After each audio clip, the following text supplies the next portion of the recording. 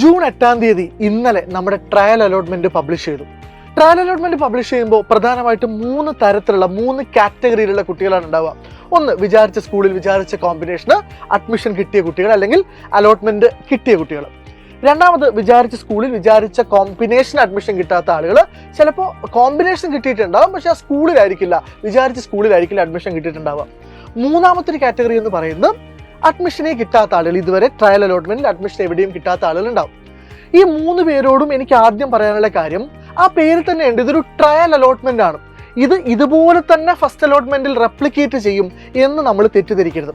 നമുക്ക് ഏകദേശം ഒരു ധാരണ കിട്ടും. അതായത് എൻ്റെ മാർക്കിന് വെച്ചിട്ട് ഞാൻ ഓരോ സ്കൂളിലും ഏത് റാങ്കിലാണുള്ളത്, ഏത് പൊസിഷനിലാണുള്ളത് എന്നൊരു ഐഡിയ, ഒരു റഫ് ഐഡിയ തരാൻ വേണ്ടിയിട്ടാണ് ആക്ച്വലി ട്രയൽ അലോട്ട്മെന്റ് പ്രഖ്യാപിക്കുന്നത്. ഇനി എന്തൊക്കെയാണ് നമ്മൾ ചെയ്യേണ്ടത് നോക്കൂ. ആദ്യം തന്നെ നിങ്ങൾ ഇഷ്ടമുള്ള സ്കൂളിൽ ഇഷ്ടമുള്ള കോമ്പിനേഷന് നിങ്ങൾക്ക് അലോട്ട്മെന്റ് കിട്ടിയിട്ടുണ്ട് ട്രയൽ അലോട്ട്മെന്റ്, അല്ലെങ്കിൽ നിങ്ങൾ പ്രത്യേകിച്ച് ടെൻഷൻ ആവേണ്ട ആവശ്യമൊന്നുമില്ല. പക്ഷെ അപ്പോഴും ഉറപ്പിക്കാം, നിങ്ങൾക്ക് എ എന്ന് പറഞ്ഞ സ്കൂളിൽ ബി എന്ന് പറഞ്ഞൊരു കോമ്പിനേഷൻ അഡ്മിഷൻ കിട്ടിയിട്ടുണ്ട്. പക്ഷെ നിങ്ങൾക്ക് ആ സ്കൂളിലെ 59ാമത്തെ റാങ്കുകാരനായോ അല്ലെങ്കിൽ 58ാമത്തെ റാങ്കുകാരനൊക്കെ ആയിട്ടാണ് അഡ്മിഷൻ കിട്ടിയതെങ്കിൽ, കൺസിഡർ അവിടെ 60 സീറ്റുകളാണ് ആ കോമ്പിനേഷൻ ഉള്ളതെങ്കിൽ, ചിലപ്പോൾ നിങ്ങൾ ഫസ്റ്റ് അലോട്ട്മെന്റിൽ ആ സ്കൂളിൽ നിന്ന് പുറത്തേക്ക് പോകാൻ സാധ്യതയുണ്ട്. ഇനി രണ്ടാമത്തെ കാറ്റഗറിയിൽ നിൽക്കുന്ന ആളുകൾ, നിങ്ങളുടെ ഇഷ്ടപ്പെട്ട സ്കൂൾ നിങ്ങൾക്ക് കിട്ടിയിട്ടില്ല, പക്ഷെ കോമ്പിനേഷൻ കിട്ടിയിട്ടുണ്ടെങ്കിൽ നിങ്ങൾക്ക് ചെയ്യാൻ പറ്റുന്ന കാര്യം, നിങ്ങളുടെ ഫ്രണ്ട്സ് ഉണ്ടാവുമല്ലോ ആ സ്കൂളിൽ, അതായത് നിങ്ങൾക്ക് ഇഷ്ടപ്പെട്ട, നിങ്ങൾ ഉദ്ദേശിക്കുന്ന ആ സ്കൂളിൽ അഡ്മിഷൻ കിട്ടിയ ആ കുട്ടിയോട് ചോദിക്കുക, നിന്റെ മാർക്ക് എത്രയാണ്, നിന്റെ റാങ്ക് എത്രയാണ്. അപ്പോൾ ആ മാർക്ക് വെച്ചിട്ട് നിങ്ങളുടെ റാങ്കിനെയും നിങ്ങളുടെ മാർക്കിനെയും എന്ത് ചെയ്യാൻ പറ്റും, കമ്പയർ ചെയ്യാൻ വേണ്ടി പറ്റും.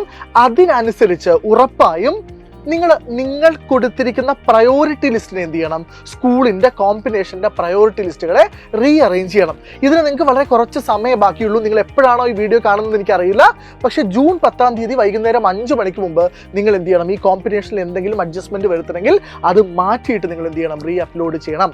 ഇനി മൂന്നാമത്തെ കാറ്റഗറി, സർ ഞങ്ങൾക്ക് ഒരു സ്കൂളിലും ഒരു കോമ്പിനേഷനും അഡ്മിഷൻ കിട്ടിയിട്ടില്ല, അല്ലെങ്കിൽ ഞങ്ങൾ വിചാരിച്ച കോമ്പിനേഷൻ ഒന്നും അഡ്മിഷൻ കിട്ടിയിട്ടില്ല എന്നാണെങ്കിൽ നിങ്ങൾ ചെയ്യേണ്ട കാര്യം, നിങ്ങളുടെ ലിസ്റ്റിൽ സ്കൂളുകളുടെ എണ്ണം കുറച്ചുകൂടെ കൂട്ടുക. ഫോർ എക്സാമ്പിൾ, നിങ്ങൾ ചിലപ്പോൾ ഓവർ കോൺഫിഡൻ്റ് ആയിട്ട് ഒരു 10-12 സ്കൂളുകളിൽ മാത്രമേ എന്ത് കൊടുത്തിട്ടുണ്ടാവുള്ളൂ, അലോട്ട്മെന്റിന് ആപ്ലിക്കേഷൻ കൊടുത്തിട്ടുണ്ടാവുള്ളൂ. അപ്പോൾ നിങ്ങൾ എന്ത് ചെയ്യുക, ആ നമ്പർ ഓഫ് സ്കൂൾസിൻ്റെയും നമ്പർ ഓഫ് കോമ്പിനേഷൻസിൻ്റെയും എണ്ണം എന്ത് ചെയ്യുക, കൂട്ടി എപ്പോഴും സേഫ് ആയിട്ടിരിക്കാൻ വേണ്ടി ശ്രമിക്കാം. ഇനി നമുക്കൊരു കൃത്യമായ ധാരണ, നമ്മൾ ഒരിക്കലും വിചാരിക്കരുത് ഈ ട്രയൽ അലോട്ട്മെന്റ് അതുപോലെ തന്നെ ഫസ്റ്റ് അലോട്ട്മെന്റിലേക്ക് ക്യാരി ഫോർവേഡ് ചെയ്യും. ഒരിക്കലും അങ്ങനെ സാധിക്കില്ല. കാരണം ഒരു 60 to 70% ഇതുപോലെ തന്നെയായിരിക്കും, പക്ഷേ ചെറിയ മാറ്റങ്ങൾ ഉറപ്പായിട്ടും ഫസ്റ്റ് അലോട്ട്മെന്റിൽ ഉണ്ടാവും.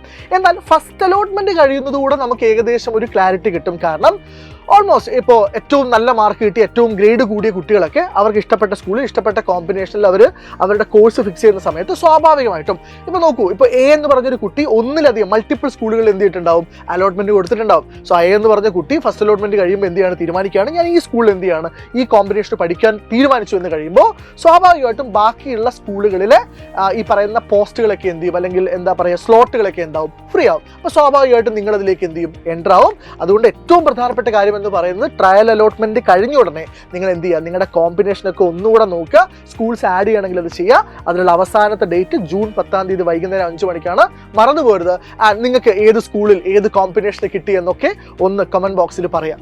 ആൻഡ് ഒരു പ്രധാനപ്പെട്ട കാര്യം കൂടെ, നിങ്ങൾ +1 സയൻസ് കോമ്പിനേഷനാണ് ഓപ്റ്റ് ചെയ്തതെങ്കിൽ സൈലത്തിൻ്റെ അഗ്നി ബാച്ച് നമ്മൾ ഓൾറെഡി ക്ലാസ്സുകൾ തുടങ്ങിയിട്ടുണ്ട്. നിങ്ങൾക്കറിയാം, നിങ്ങൾ +1 സയൻസ് ഒക്കെ എടുക്കാൻ തീരുമാനിക്കുമ്പോൾ ആ സിലബസ് എത്രത്തോളം ഇൻറ്റൻസ് ആണ്, അതിൻ്റെ ഗ്രാവിറ്റി എത്രത്തോളം കൂടുതലാണ് എന്നൊക്കെ ഞാൻ പറയാതെ തന്നെ നിങ്ങൾക്കറിയാം എന്ന് ഞാൻ വിശ്വസിക്കുന്നു. അതുകൊണ്ട് തന്നെ ആ എക്സാമിന് വേണ്ടിയൊക്കെ നേരത്തെ സിസ്റ്റമാറ്റിക്കായി തുടങ്ങേണ്ടതുണ്ട്. അതിന് നിങ്ങൾ അങ്ങേയറ്റം സഹായിക്കുന്ന ഒരു പ്ലാറ്റ്ഫോമാണ്, ഒരു ബാച്ചാണ് സൈലത്തിൻ്റെ അഗ്നി ബാച്ച്. ഉറപ്പായിട്ടും ജോയിൻ ചെയ്യാം. അടിപൊളിയായിട്ട് നമുക്ക് പഠിക്കാം. Happy learning everyone.